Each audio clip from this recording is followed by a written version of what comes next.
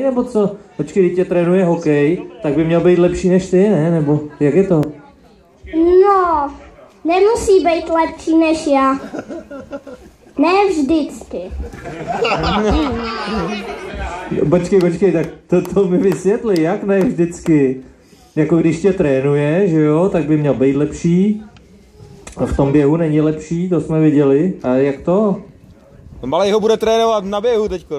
Nevím, on víc normálně chodí, než běhám a já to mám naopak.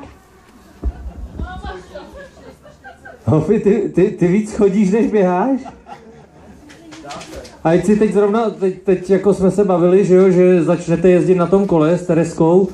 Mladej taky jezdí na kole, umíš na kole vlastně? Jo, umím, dobře. Líp než táta. A zase líp než táta, nebo jak je to? No, tak stejně dobře. Tak stejně dobře, takže zase bys mu ujel. Jako si mu utek, tak bys mu ujel, jo? No, možná. Až se naučím jezdit bez koleček, tak mi mám No, táto, nechceš nám na to něco říct? Ty se nám jenom chechtáš?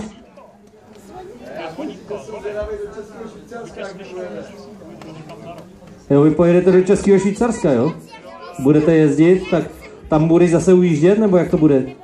Jo, asi jo. Asi budu muset. To je jasný, dej mu pořádně pokouřit, protože až začne sezóna zimní zase.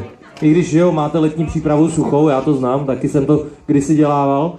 Ale až začnete znova na ledě, jo, tak ten power skating, on mi to ukazoval, jo, takhle, jak bruslíš jako ty pokrčený stehna, to vás taky učí?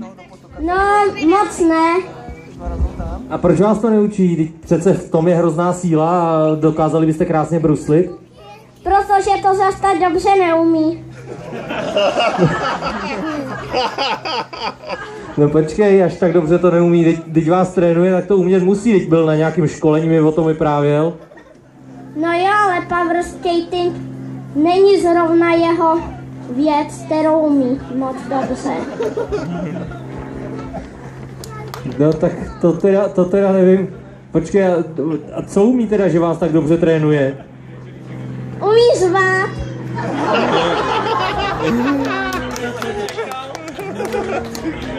A já nevím, no a viděl jsi třeba Růžičku, jo, národního trenéra, ten když je na střídačce, že jo, tak ten vždycky žvejká žvejkačku, tak taky aspoň kromě toho řvaní žvejká žvejkačku nebo něco, nebo má nějaký chytrý řeči?